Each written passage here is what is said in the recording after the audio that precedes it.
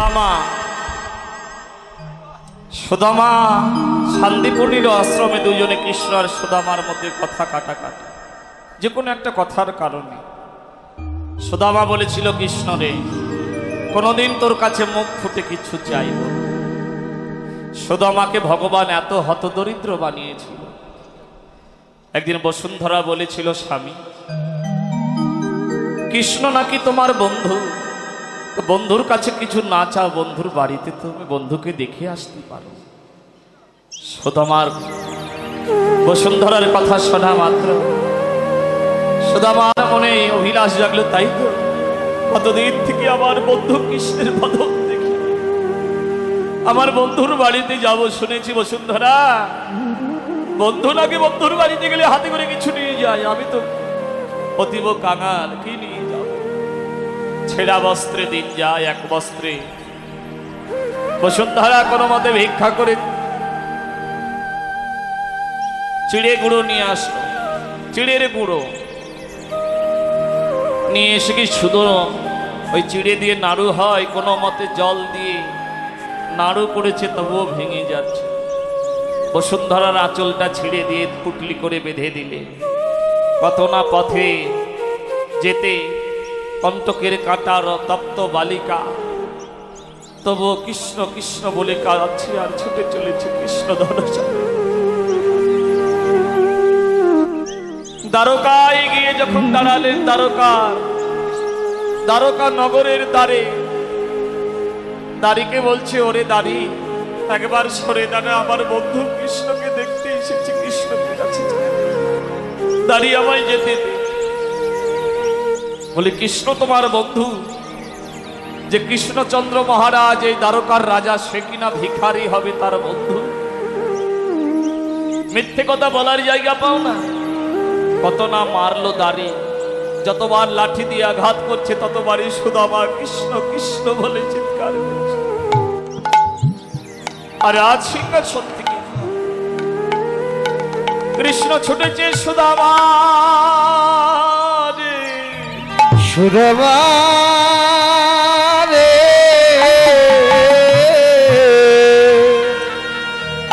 কৃষ্ণ কৃষ্ণ বলে কাঁদে। আর সুদামার কাছে গিয়ে ছুটতে ছুটতে সুদামাকে বক্ষে জড়িয়ে ধরেছে। বন্ধু, এতদিন পরে বন্ধুর কথা মনে বলো, আয় আমার বক্ষিয়া।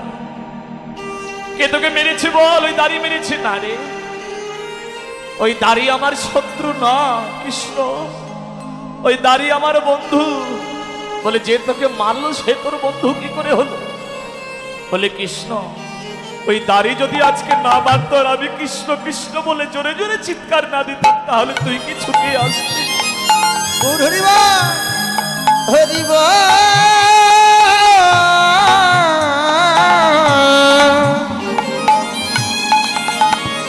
হরিবা, তুই কি ছুটে আসতিস?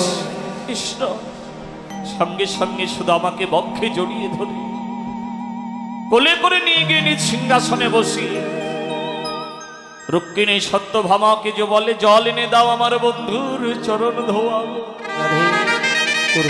কৃষ্ণ, তুই যে রাজা, আমি কোথায় ভিখারি? না, তুই আমার বন্ধু। জল এনে দিয়ে কৃষ্ণ এবার সুদামার চরণটা ধরেছে।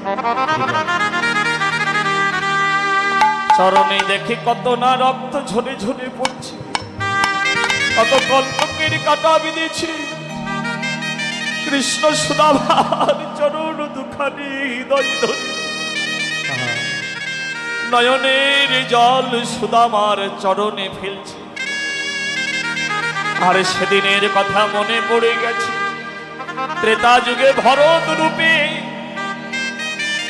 যে আমার খরম দুখানি নয়ন জলে সেবা করেছে, সেবা করেছে। সেই ঋণে ঋণী হয়ে ওরে সুদামা আজকে আমার নয়ন জলে চর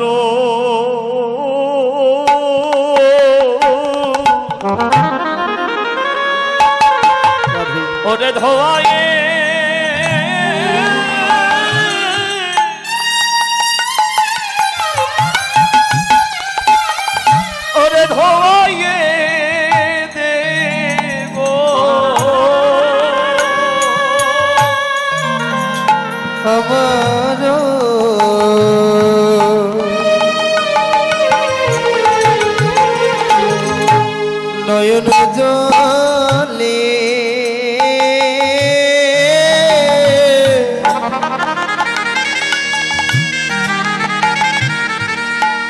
তোমার চরণ ধোয়া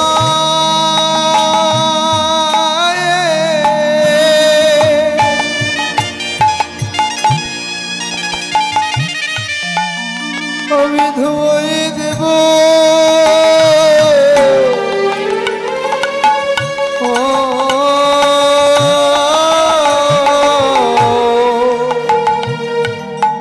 সুদামার চরণ দুখানে ধোয়াইয়ে দিয়ে বলে, বন্ধু আমার জন্য কিচ্ছু আনিসনি? বগলে যাচ্ছে কি করে দেব বিষ্ণু? যে দ্বারকার রাজা কত মহারাজকীয় প্রসাদ পায়, কি করে আমি শুকনো চিড়ে বের করব? বগলে যাচ্ছি না রে কিছু আর। ও আমাকে দেবী না বলে এরকম করছিস? দেখে দে দে। জোর করে যখন কেড়ে নিয়েছি, দেখছে হ্যাঁ রে সুদামা, এই চুড়েগুলো ভিজে গেছে কেন রে? ও আমি শুকনো চিড়ে খেতে পারবো না বলে তুই আমাকে ভিজিয়ে এনে দিয়েছিস। সুদামা বলছে, না রে, পথে কৃষ্ণ বলে কাঁদতে কাঁদতে নয়নের জলে চিড়েগুলো ভিজে গেছে।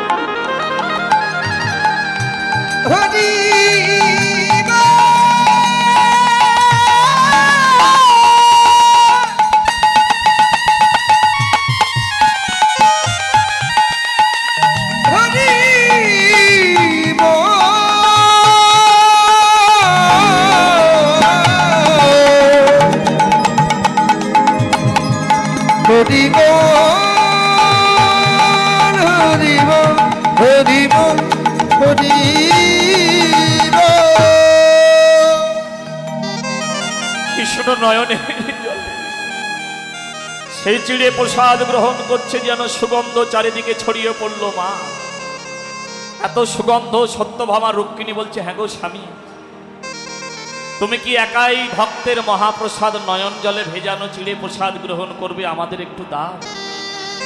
রুক্মিণী সত্যভামাকে দিলেন। রুক্মিণী সত্যভামা প্রসাদ পেয়ে আনন্দ ধরে রাখতে পারছে না। আহা, কি প্রসাদের স্বাদ! নারদমুনি বেহালা বাজাতে বাজে এসছে, হ্যাঁ গো এত আনন্দ কেন কৃষ্ণনগরে? দেখছে মহাপ্রসাদের গন্ধ চারিদিকে ছড়িয়ে পড়েছে। আমাকে একটু দাও না মহাপ্রসাদ। নারদমণি হাত বাড়িয়ে চাইছে, নারদমণিকে প্রসাদ দিয়েছে। নয়ন জলে ভেজানো চিড়ে প্রসাদ সুদামার নয়ন জলে। নারদমণি খেয়ে আনন্দ ধরে রাখতে পারছে না। বেহালা বাজাতে বাজাতে, নারায়ণ নাম জপ করতে করতে কৈলাসে প্রবেশ করেছে। কৈলাসপতি ভোলানাথ বলছে, কি নারদ, আজ হঠাৎ করে তোমার এত আনন্দ কেন? নারদ বলছে, প্রভু, সুদামার নয়ন জলে ভেজানো চিড়ে প্রসাদ খেয়ে আনন্দ ধরে রাখতে পারছি না। সুদামার নয়ন জলে ভেজানো চিড়ে প্রসাদ আমাকে একটু দাও নারদ। নারদ বলছে, প্রভু, আমি যে খেয়ে ফেলেছি, দেখো তোমার নখে কিছু লেগে আছে না? দেখে নখেতে লেগে আছে কিছু চিড়ে প্রসাদ। বলে, ওইটুকু আমাকে একটু দাও। ওই নখ থেকে বের করে এবার ভোলানাথকে দিয়েছে। ভোলানাথ ওই প্রসাদটা পেয়ে আনন্দ ধরে রাখতে পারছে না, ডুমরু বাজিয়ে তাথই তাথই করে নৃত্য করছে। এদিকে পার্বতী বের হয়ে বলছে, হ্যাঁ গো স্বামী, এত আনন্দ কেন? তুমি অসময়ে ডুমরু বাজিয়ে নৃত্য করছো। বলে, আর বলো না পার্বতী, সুদামার নয়ন জলে চিড়া ভেজা প্রসাদ, ভেজানো চিড়ে প্রসাদ পেয়ে আনন্দ ধরে রাখতে পারছি। স্বামী, আমি যদি তোমার অর্ধাঙ্গিনী হই, সহধর্মিণী হই, তাহলে আমি কেন প্রসাদ বঞ্চিত হব? আমাকেও দাও। বলে, নখাকৃত প্রসাদ, সে তো খেয়ে ফেলেছি, সেটা কি করে দেব? তাহলে স্বামী শোনে রাখো, আজ তুমি আমায় যখন ভক্তের নয়ন জলে ভেজানো চিড়ে প্রসাদ বঞ্চিত করলে, আমি তোমায় অভিশাপ করলাম। কি অভিশাপ? তোমার প্রসাদ যে সরাসরি গ্রহণ করবে সে কুকুরজনী প্রাপ্ত হবে।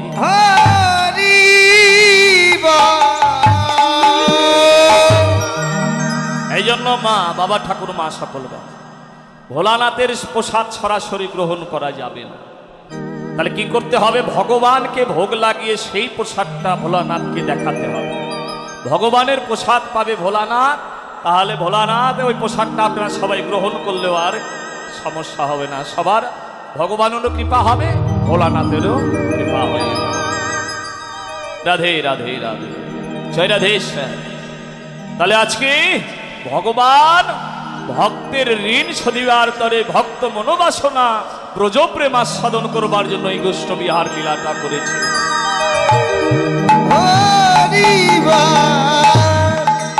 তাই আজকে গিয়ে বলছে কানাইয়ের কাছে, সুদা সুদা ও কানাই, আগে যদি চালাই থেনু কিছু পানে ধাই রে, আগে যদি চালাই থেনু কিছু পানে ধাই রে, নেহারায় যারো মুখ নাগের তোমার, নেহারায় যারো মুখ নাহেরি তোমায়, তারা যাইয়ার পিছু ফিরে চাই, যাইয়ার পিছু ফিরে চায়, দেখে কানাই সঙ্গে আছে কি নাই, যাইয়ার পিছু ফিরে চাই, কানাই সঙ্গে আছে কি না, যাইয়ার পিছু ফিরে চায়, নেহারায় যারো মুখ নাগের তোমার, নেহারায় যারো নাহেরি তোমায়। কানাই যাদের ব্রজে জন্ম হলো পশুকুলে, তারাও তোর সঙ্গ ছাড়া যেতে চায় না। বৈষ্ণব কবি বলছে, এই যে মাই যে কথা নয়, এদিকে বৈষ্ণব কবি বলছে যে শ্রীরাম কাদের পশু বলছো, এরা যদি পশু হতো তাহলে কি নীতি নীতি ভগবানের সঙ্গ পেত? তাহলে এরা আকারে পশু, স্বভাবে মানুষ। পশুকে বলি জগতে তারাই পশু যারা সাধের মানব কুলে জন্ম পেয়ে যারা গৌর ভজন করলো না, কৃষ্ণ ভজন করলো না, যারা কৃষ্ণ বলে কাঁদলো না। জেনে রাখুন, যাদের মধ্যে ধর্মের ধশক্তি কাজ করে না তারা পশুর মতোই আচরণ শুরু করে দেয়। হ্যাঁ, তাই এরা আকারে পশু, স্বভাবে মানুষ। মাগো, বৃন্দাবনে ৫,৫০০-এরও বেশি মন্দির, নিত্য নতুন মন্দির হতেই আছে। তো বৃন্দাবনে কিরকম গোমাতার সেবা হয় জানো মা? এদিকে ধেনু বাচ্চ দড়ি দিয়ে বেঁধে রাখা হয়, আর ওদিকে ধেনু বাচ্চ ছেড়ে ছেড়ে দেওয়ার হয়। এই যে আমরা গমের ময়দা ভাঙলে কি করি? ভাগ করি, তাতে কি ভাগ করি? হ্যাঁ, আর বৃন্দাবনে দেখুন ব্রজপ্রেমটা কিরকম। গম যদি ভাঙিয়ে আনে তাহলে কি করে, নাকি ময়দাটাকে ৪ ভাগ করে। খুব মনোযোগ হয়ে শোনো, ময়দাটাকে ৪ ভাগ করে। 2 ভাগ রাখে নিজের জন্য, 1 ভাগ রাখে গোমাতার সেবার তরে, আর 1 ভাগ রাখে ব্রজবাসী যারা ভিক্ষা মাদুগিরি করতে আসে তাদের।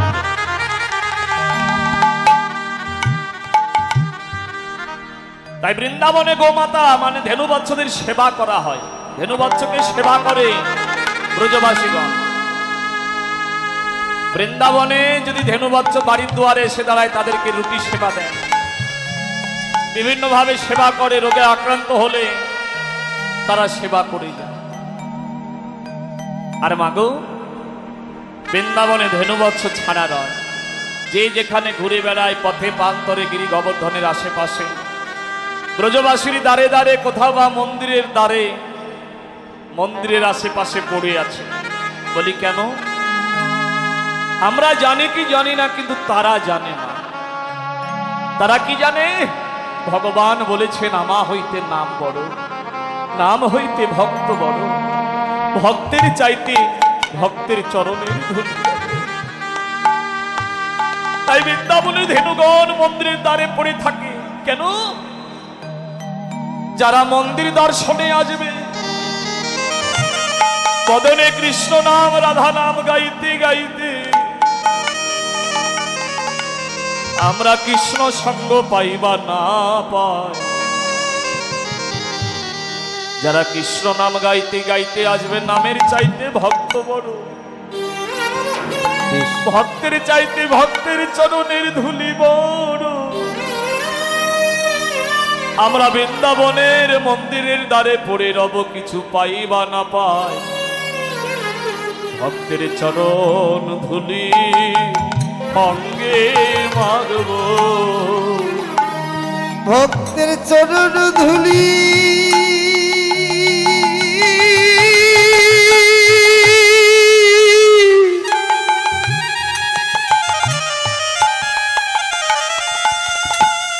অঙ্গে মাখো,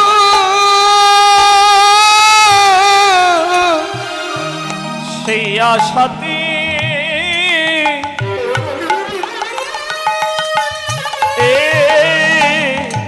পড়ে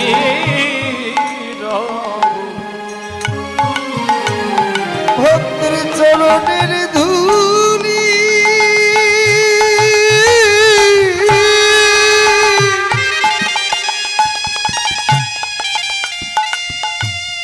অঙ্গে মাখো। আই হেদে রোকানাইয়া ভাই,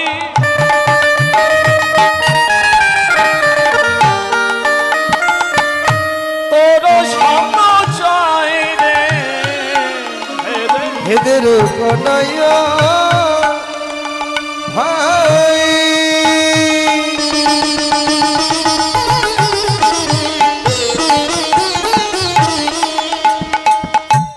তোর সঙ্গ চাই রে, খুদা হলে গহনকা ননে খেতে পাই, খুদা হলে গনে কাননে খেতে পাই। বলি আমাদের সঙ্গ ছাড়া করিস না রে, সঙ্গ ছাড়া করিস না রে, সঙ্গ ছাড়া করিস না। সঙ্গ ছাড়া করিস না রে। জানবে না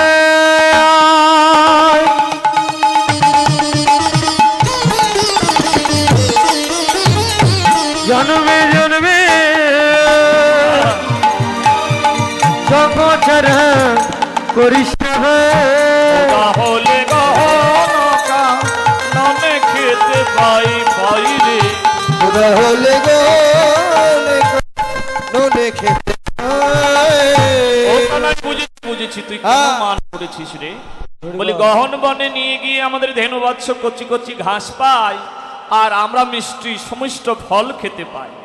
ওই বনে গেলে আমাদের রাক্ষসের ভয় থাকে না কেন, তুই সঙ্গে থাকিস বলে। বলি কেন? এই যে কানাই রে, আমরা বুঝেছি তুই কেন মান করেছিস। বলি দেখ, কথা বলি না বাবাটা, আমরা ফলগুলো আগে না খেয়ে, আমরা ফলগুলো তোকে আগে না খাইয়ে আমরা আগে খাই, তাই তুই মান করেছিস। দেখ দেখ, কংস তো তোকে মারবার জন্য কত পুতনা, অঘাসুর, বকাসুর, কত বড় বড় রাক্ষসকে পাঠাল। কংস তো পারে একটা বিষবৃক্ষের ফলের গাছ লাগিয়ে রাখতে, আর সেই বিষবৃক্ষের ফলের গাছের ফল খেয়ে তুই যদি মারা যাস। তুই বাঁচা মরার মন্ত্র জানিস, সেদিন কালীদহের বিসর্জনে আমাদের বাঁচিয়েছিল। আমরা তো সেই বাঁচা মরা মন্ত্র জানি না, তাই সখারা বলেছিল কানাই রে, ওই বাঁচা মরার মন্ত্রটা আমাদের শিখিয়ে দিবি। ভগবান বলছে দেখ, আমি ভক্তকে সব কিছু দিয়ে দিই, কিন্তু এই একটা জিনিস দিই না। বলি কেন? এই একটা জিনিস যদি দিয়ে দিই, তাহলে আমাকে ভগবান বলে কেউ আর মানবে না।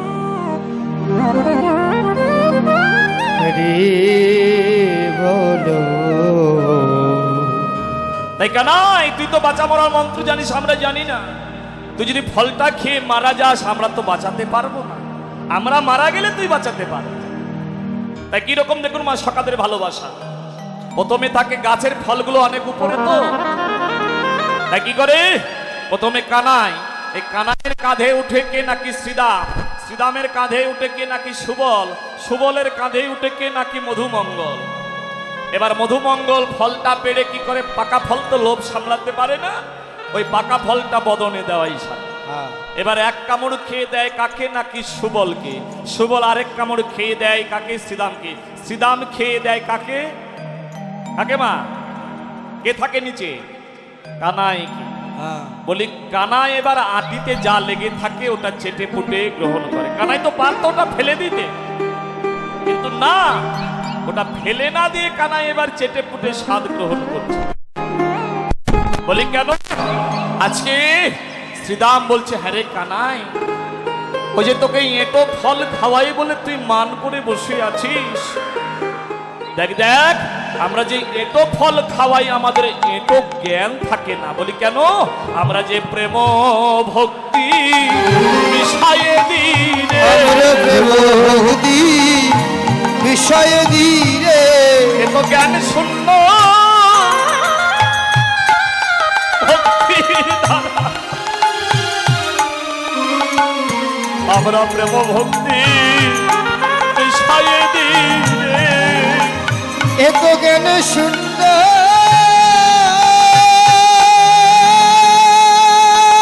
হরি হরি হরি হরি।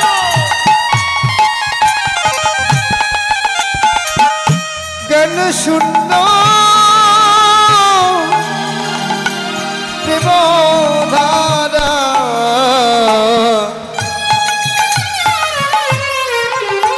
আমরা প্রেম ভক্তি বিষয়ে দিরে। যদি তাই না হবে, সেদিনে কেন বিদুর রানীর হাতে যে কলার সার বস্তু ফেলে দিয়েছিল, নয়ন জলে কলার খোসাটুকু যখন তোকে সেবা দিচ্ছিল, তুই তো পারতিস কানাই, দেখছিলি যেটা কলার খোসা, তুই তো ফেলে দিতে পারতিস, কিন্তু ফেলে না দিয়ে কেন সেবা নিলি? ও যে অনুরাগের সেবা, অনুরাগের সেবা কানাই, অনুরাগের সেবা কানাই, অনুরাগের সেবা কানাই, বলি এমন করে কেউ খাওয়াই না, অনুরাগের সেবা কানাই, এমন করে কেউ খাওয়াই না, অনুরাগের সেবা কানাই, তাই জনমে জনমে পাই যে তোমার কেন ভাই, জন্মে জন্মে পায় যেন তোমার কেন ভাই। আমার গিয়েছি জানিস কেন? মায়ের কোলেতে যখন আমরা শুয়ে থাকি, মায়ের কোলে যখন আমরা থাকি, ঘুমাইতে ঘুমাইতে কানাই কানাই বলে ডাকি, ঘুমাইতে ঘুমাইতে কানাই কানাই বলে ডাকি, আমরা কানাই ডাকি রে, কানাই ডাকি রে, ঘুমের ঘরে মায়ের কোলে কানাই ডাকি রে, ঘুমের ঘরে কানাই বলি কানাই ডাকি রে। রাধে। কথাটা অপ্রিয় হলো সত্য। যারা সারাদিন যে যাহা ধাই স্বপ্নের ঘরে তাহাই দেখতে পায়। সখাগণ সারাদিন কানাই কানাই বলে ডাকে, ওই ঘুমের ঘরে কানাই ডাকটাই রব করে মায়ের কোলে। রাধে রাধে। তাই এত কথা শোনা মাত্রই কানাই কি করলেন? আচ্ছা কানাই কি করিব রে শ্রীদাম, করবো আমি কি রে, কি করিব রে শ্রীদা, করব আমি কি রে, চূড়াবাধি ধারা পরে বসে রয়েছি রয়েছি রে, চূড়াবাধি ধরা পড়ে বসে রয়েছি রে, সেদিন ধরা পড়েছিলাম, সেদিন ধরা পড়েছিলাম, সতী মায়ের কাছে সেই দিন ধরা পড়েছিলাম, ধরা সতী মায়ের কাছে সেদিন ধরা পড়েছিলাম। রাধে। আমার ভক্ত দাদা যাচ্ছে আপনাদের কাছে, আপনার দক্ষিণা দেবেন কৃষ্ণ কথা শ্রবণ। হরি তাহলে যে বাবা ঠাকুর মা সকল কীর্তনটা শুনতে এসেছেন মা গো, শুনে যাও আর অল্প সময়। বলি কেন? ধরা সতী সেদিন নারদমণি আর ভগবান কৃষ্ণ পরীক্ষা করতে গিয়েছিলেন, ধরা স্তন কেটে বন্ধক রেখে সেবা দিয়েছিল, আর ভগবান কৃষ্ণ বলছে মা আমি কি একবার দেখে নে মা, তোর এত ধৈর্য, এত ভক্তি, যে স্তনদুগ্ধ পান করে সন্তান পালিত হয়, বড় হয়, জীবন যাপন করে, জীবন ধারণ করে, সেই স্তন কেটে বন্ধ করে তুই আমায় সেবা দিবি। দেখ আমি কি। আর ভগবান চতুর্ভুজ নারায়ণ রূপে আসলে সঙ্গে সঙ্গে ভগবানের চরণে পড়ে গেলেন ধরা। বলছে মা কিছু চা, তুই যা চাইবে আমি তোকে দাইবে। ধরা নয়ন জলে বলেছিল ভগবান আহা, ইস, আমার তো একুলে ওকুলে কেউ নেই,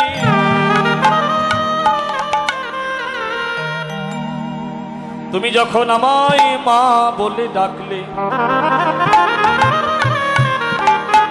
হে ভগবান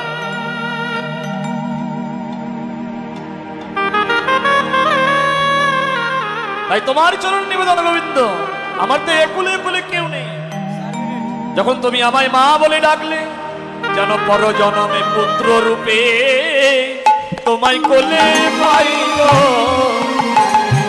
আমি পুত্র রূপে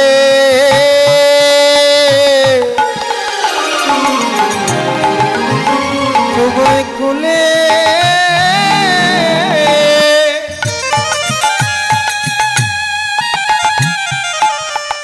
কোলে পাইব।